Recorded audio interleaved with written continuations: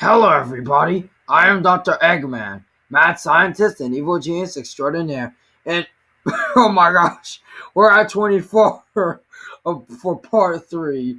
And oh my gosh, I'm laughing so hard. But, anyways, basically, we're going all the way to 12. So we got a longer way to go now. So let's just start this. I use my hand to tap that, y'all. Pamukkale, Turkey. My own hand. Pamukkale, 11 miles north of Denizli, Yep. is Turkey's foremost mineral bath spa because of its natural beauty. Alright. The travertine features have their origins in the shifting of a fault in the valley of the Menderes River. They do. As the fault shifted, very hot springs with a very high mineral content arose at this location. Okay. Apart from the slightly radioactive minerals, the calcium and hydrogen carbonate react to create calcium carbonate and limestone. Alright. This is what gives Pamukkale its whiteness and created pools. That's awesome. Named the Cotton Fortress, it has been a spa since the Romans built the spa city in Hierapolis around a sacred warm water spring. The antique pool is still there, littered with marble columns from the Roman temple of Apollo. Alright. With such a unique combination of natural and man-made wonders, it's a little wonder that Pamukkale Hierapolis has been made a UNESCO World Heritage Site. With over 2 million visitors annually, it is also Turkey's single most visited attraction. Oh, neat. Blue Flames, Indonesia. Indonesia's Kawah Ijen volcano has become famous due to the blue flames that appear at night. Oh. Many people confuse the fire to be lava, but the luminescent glow is the result of sulfuric gases. Alright. The phenomenon has been recorded for a great many years, but it has most likely been active long before the midnight hike was a common pastime. A 2-hour walk is required to reach the rim of the crater, followed by a 45-minute climb down to its bank. Oh. The sulfuric gas escapes through cracks and combusts at temperatures up to 600 degrees Celsius. The combination of the gas and our atmosphere creates the stunning blue effect. The flames can reach up to 16 feet. Some of the gas condenses into liquid sulfur, which continues to burn as it flows further down the mountain slope. It is the largest blue flame area in the world, and local people refer to it as blue fire. I'd see that's what it'd be called a lot more. Are we already coming up on 12 that fast? Cave of Crystals, Mexico. Alright. The Nica mine of Chihuahua, Mexico, is a working mine that is known for its extraordinary crystals. Nica is a lead, zinc, and silver mine in which large voids have been found, containing crystals of selenite as large as 4 feet in diameter and 50 feet long. Cool. The chamber holding these crystals is known as the Crystal Cave of Giants. It is approximately 1,000 feet down in the limestone host rock of the mine. Right. The crystals were formed by hydrothermal fluids emanating from the magma chambers below. The cavern was discovered while the miners were drilling through the Nica fault, which they were worried would flood the mine. Right.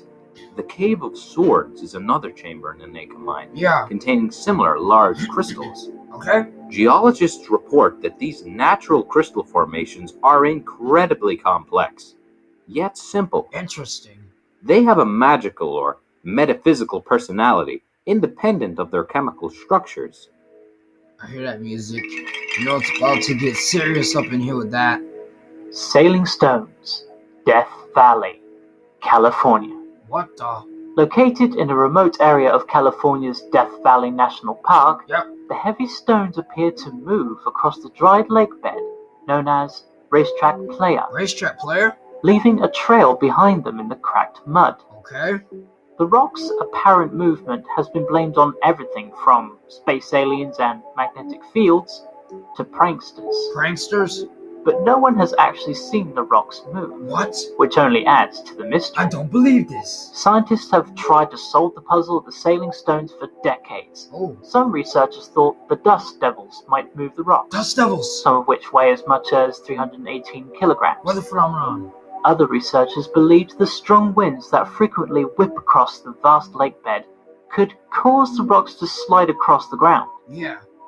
These and other theories were eventually disproved, leaving scientists without an explanation. Dang!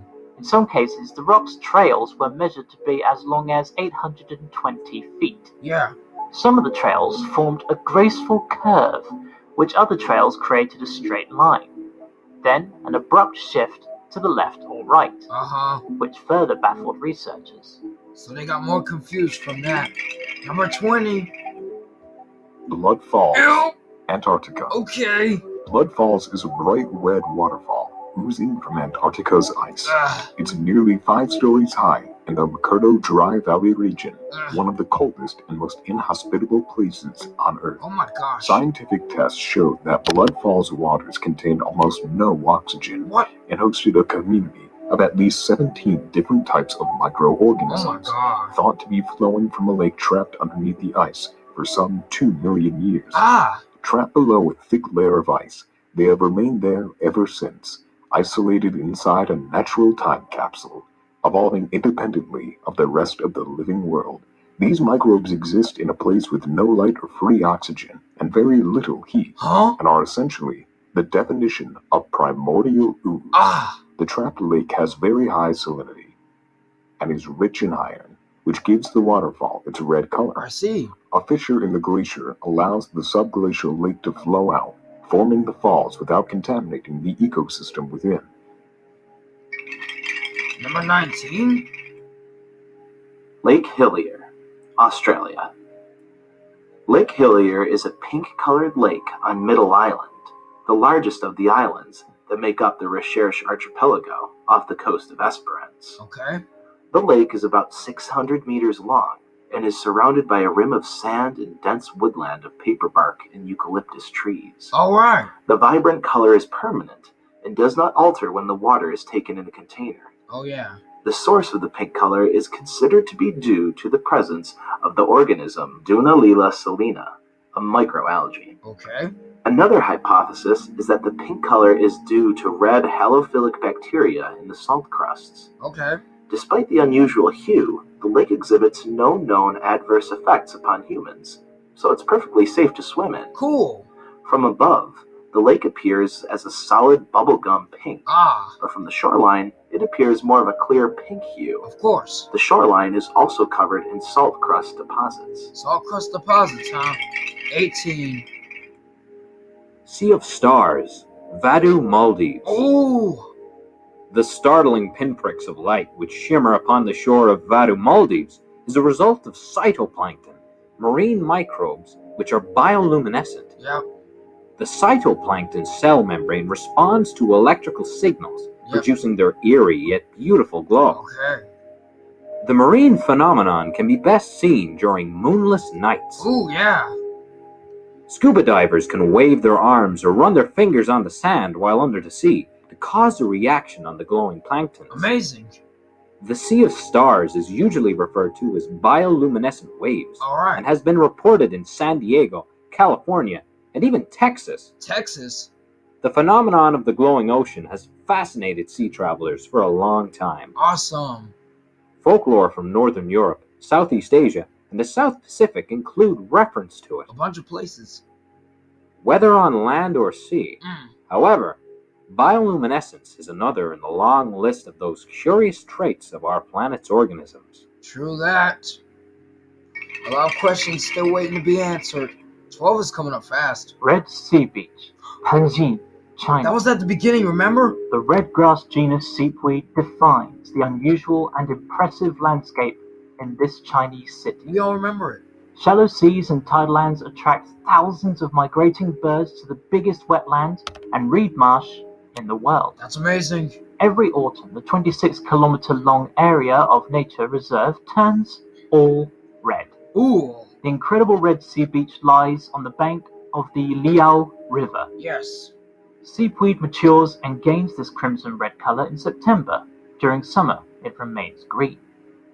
The Red Beach is located in the biggest wetland and reed marsh in the world and actually hosts the most completed ecosystem that can be found. Yeah.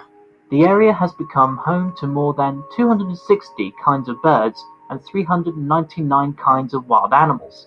You can find the endangered crown crane and black-beaked gulls, which is why the area is called home of the cranes. And that's cool. In order to keep the whole ecosystem safe, the area was granted state-level protection back in 1988. And that is awesome. Thor's Well, Cape Perpetua. What? Also known as the drain pipe of the Pacific, the well is actually a hole in the rock that only appears to drain water from the ocean. In reality, the huge hole is likely only around 20 feet deep. Alright. Even if the well is not quite as magic as it may seem, it still manages to produce absolutely amazing sights. Alright. But it is not for the faint of heart. What do you mean? The site is said to be the most spectacular when it's at high tide, or during storms when water washes violently over the rocks and falls back through the hole. Ooh. During these sudden torrents, unsuspecting visitors to the site run the risk of being swept right into the maelstrom, They die? in which survival seems very unlikely. Because they died. Regardless of the risks, photographers and nature lovers alike continue to flock to the stunning fountain in the hopes of getting that perfect shot of the aggressive waters that live up to their namesake's stormy personality. Thor's Well is also called the Spouting Horn. Man, what's with all these nicknames? All these phenomenons have them. Lake Natron, Tanzania. What? Lake Natron in Tanzania is one of the most serene lakes in Africa. It is also the source of some of the most phantasmagorical photographs ever captured. Yeah. The alkaline water in Lake Natron has a pH as high as 10.5 and is so caustic it can burn the skin and eyes of animals that can't adapt to it. Ew. The water's alkalinity comes from the sodium carbonate and other minerals that flow into the lake from the surrounding hills. Okay. The color of the lake is characteristic of those where very high evaporation rates occur. Alright. As water vaporizes during the dry season, salinity levels increase to the point that salt-loving microorganisms begin to thrive. Yes. Such halophile organisms include some cyanobacteria that can make their own food with photosynthesis as plants do. The red accessory photosynthesizing pigment in the cyanobacteria produces the deep reds of the open water of the lake and the orange colors of the shallow embankment. The lake is the only regular breeding area in East Africa for the 2.5 million lesser flamingos, whose status of near threatened results from their dependence on this one location. But it could kill them. 14. We're almost at 12 already. The Wave, Arizona. The Wave is a sandstone formation on the slopes of the Coyote Buttes in the Paria Canyon Vermilion Cliffs, located in northern Arizona. Yeah. The undulating strata and spectrum of colors found in the sandstone walls of the Wave date back to the Great Pangean Desert of the Jurassic period, about 160 to 180 million years ago. Really? Wind and water erosion carves, smooths, and reveals layers of sand left as great dunes, which then compact and mineralize into stone. While the Wave is a smooth, polished bowl of striped, wind-swept sandstone, the same exotic rock is displayed in numerous forms, shapes, colors, and patterns throughout the guided hike to the phenomenon. Yes. Despite the sheer landscape of the Wave, casualties have been reported due to the dangerous unmarked trails and staggering rock faces. Yeah, because you'll fall off and break your bones and possibly die too if you're not careful. Dengzhi landforms, China. What? These mountains are part of the Zhangye Dengzhi Landform Geological Park in China. Yeah. Zhangye Dengzhi is known for the unusual colors of the rocks, which are smooth, sharp, and several hundred meters tall. Dang. They are the result of deposits of sandstone and other minerals that occurred over 24 million years. Wow. The result, similar to a layer cake, is connected to the action of the same tectonic plates responsible for creating parts of the Himalayan mountains. Wind, rain, and time then sculpted extraordinary shapes, including towers, pillars, and ravines with varying colors, patterns, and sizes. Yeah. The landforms look very much like karst topography that forms in areas underlain by limestones. But since the rocks that form Dengzhi are sandstones and conglomerates, they have been called pseudokarst landforms. Pseudokarst. In 2005, Zhangye Dengzhi was voted by a panel of reporters from 34 major media outlets as one of the most beautiful Dengzhi landform areas in China. I guess it was a cool place for him. Yeah, I'll pause right there. I just wanted to hear that last bit of music. But anyways, yeah, because we stopped at 12, that's the end of part 3. But don't worry, we still got part 4 and 5 to look forward to awesome stuff. So I'll see you in part 4. See you later, everybody. Ooh, ooh, ah, ah, ah, ah, ah.